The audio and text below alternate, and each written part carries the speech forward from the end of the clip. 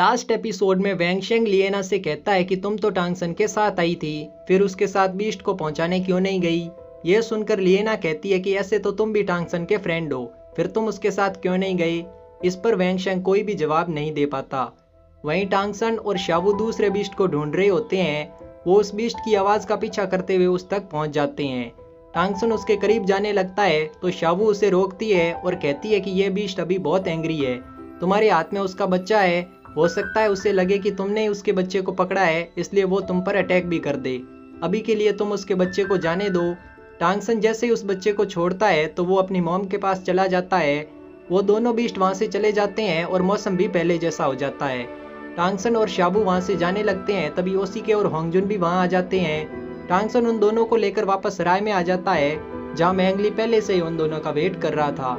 मैंगली टांगसन से कहता है कि मैंने जितना सोचा था तुम उससे ज़्यादा काबिल हो।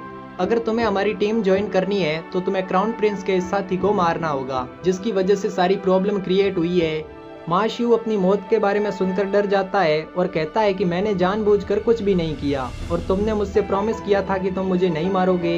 इस पर मैंगली कहता है कि तुम्हें मैं नहीं मारूंगा, तुम्हें तो टांगसन मारने वाला है। टांगसन मैंगली से कहता है कि मैं किसी को भी नहीं मारूंगा, तुम मा शियू को जाने दो। ये सुनकर मैंगली टांगसन से कहता है कि ये तुम्हारा आखिरी चांस है, अगर तुम इसे नहीं मारोगे तो हमारी टीम ज्वाइन नहीं कर पाओगे। टांगसन जब मा शियू को मारने से मना करता है तो मैंगली बहुत एंग्री हो जाता है और मा शियू को मार देता है। टांगसन ये सब देखकर मैंगली से पूछता है कि जब मैंने इसे मारने से मना किया था तो तुमने इसको क्यों मारा। मैंगली कहता है कि ये कमज़ोर है, तुमने अपना चांस खो दिया, इसलिए मैंने इसे मार डाला। टांगसन मैंगली से पूछता है कि मैंने इस सिटी में आते समय काफ़ी लोगों की डेड बॉडीज देखी थी, क्या उन सबको भी तुमने मारा था। मैंगली कहता है कि वो सब कमज़ोर थे और हमसे फाइट करने के काबिल नहीं थे, इसलिए उन्हें जीने का कोई भी हक नहीं था। ये सुनकर टांगसन बहुत एंग्री होता है और मैंगली को स्पिरिट एरेना में फाइट करने का चैलेंज देता है। मैंगली कहता है कि तुम अपना चांस खो चुके हो, तुम मुझे चैलेंज कैसे कर सकते हो। टांगसन कहता है कि मैं उन सब लोगों का बदला लेना चाहता हूँ जिसे तुमने मारा है। इस पर मैंगली कहता है कि अब से ठीक 1 दिन बाद हम दोनों के बीच में एरेना में फाइट होगी, मैं भी देखना चाहता हूँ कि तुम मुझे कैसे हराओगे। इतना कहकर मैंगली अपने साथियों के साथ वहाँ से चला जाता है। अब हम हेडमास्टर और ग्रैंड मास्टर को देखते हैं, जो बाई, चिंग और रोरोंग के साथ टांगसन और बाकी सबको ढूंढ रहे थे। बाई हेडमास्टर से कहता है कि चिंग को चोट लगी है, हमें थोड़े टाइम के लिए रुकना चाहिए। ये सुनकर रोरोंग चिंग से कहती है कि बाई को फिर से क्या हो गया है, ये काफ़ी टाइम से अजीब बिहेव कर रहा है। यहाँ चिंग और रोरोंग दोनों को ही बाई का बिहेव समझ नहीं आ रहा था, पर एज ए ऑडियंस हम देख पाते हैं कि बाई अब चिंग के लिए फीलिंग्स रखने लगा है। कहीं ना कहीं वो भी चिंग को पसंद करने लगा था। आगे हेडमास्टर बाकी सबके साथ टांगसन को ढूंढते हुए उसी सराय में आ जाता है, जहाँ ओसी के काफ़ी उदास होकर बैठा था। हेडमास्टर और बाकी सब ओसी के से चुपचाप बैठने का कारण पूछते हैं।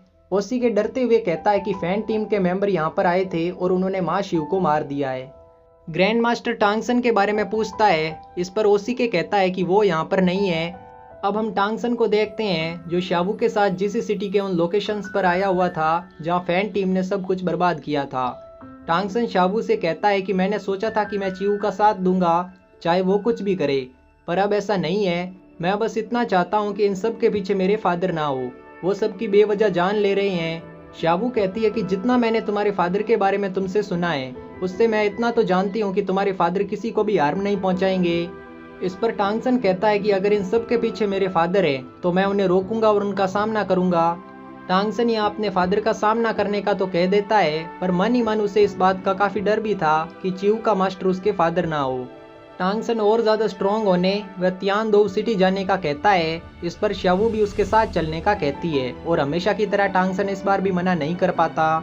आगे जैसे ही जीसी सिटी के लोगों को पता चलता है कि टांगसन ने फैन टीम को चैलेंज किया है, तो सारे लोग टांगसन के पास आते हैं और उसे बेस्ट विशेस देते हैं। कुछ लोग टांगसन को जीतने का कहते हैं, तो वहीं कुछ लोग टांगसन को सेफली वापस आने का कहते हैं। टांगसन भी उन सब से प्रॉमिस करता है कि वो फैन टीम को ज़रूर हराएगा।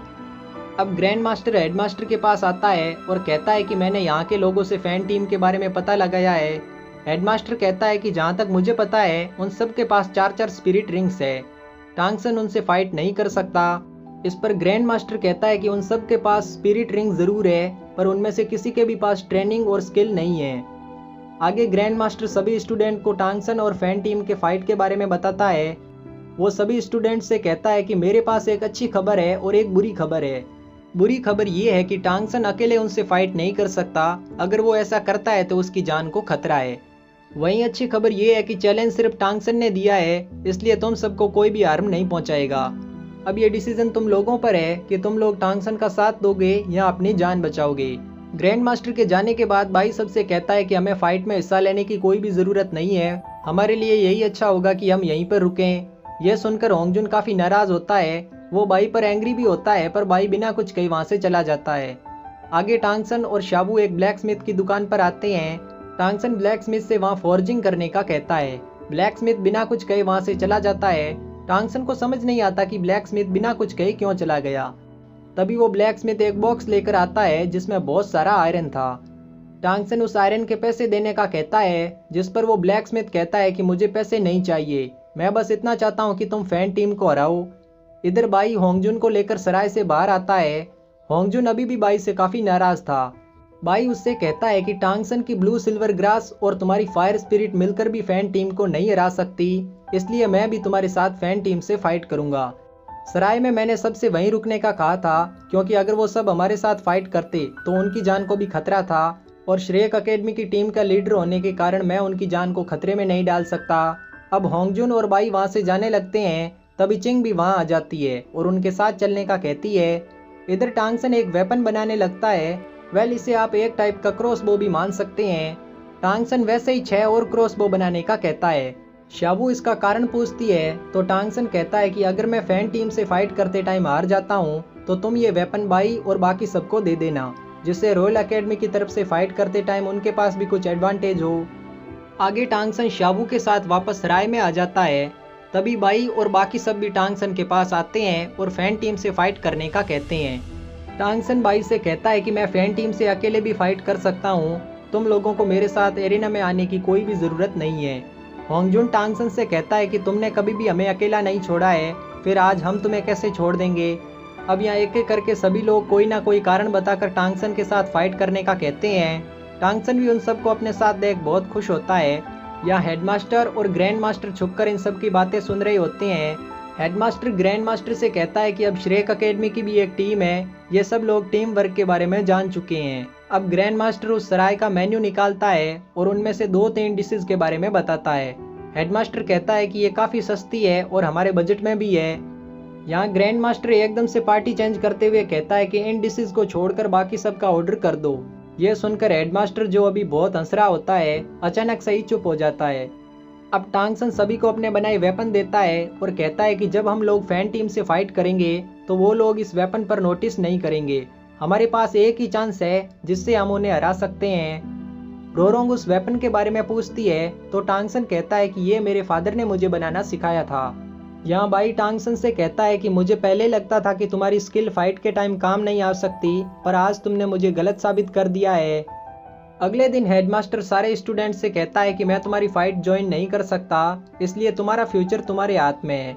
हेडमास्टर सभी को फाइट के लिए रेडी होने को कहता है। यहाँ लिएना टांगसन को साइड में ले जाती है, जिसे देख रोरोंग शाबू से कहती है कि वो दोनों अकेले में क्या बात कर रही हैं। शाबू कहती है कि मुझे इसके बारे में कैसे पता होगा। रोरोंग कहती है कि क्या तुम्हें कुछ भी फर्क नहीं पड़ता उन दोनों के साथ होने से। इस पर शाबू कहती है कि मुझे इससे क्या फ़र्क पड़ेगा।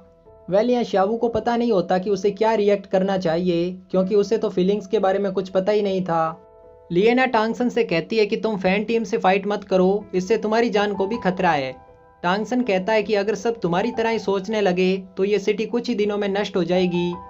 लिएना कहती है कि तुमने मेरी जान बचाई है, इसलिए मुझे तुम्हारी फिक्र है।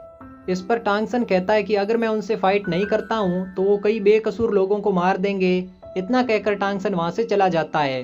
अब टांगसन और बाई सभी के साथ फाइट करने एरेना में आते हैं, जहाँ फैन टीम पहले से ही उनका वेट कर रही थी। टांगसन सबसे कहता है कि हमारे पास सिर्फ एक ही चांस होगा, इसलिए हमें उसका पूरा फायदा उठाना होगा।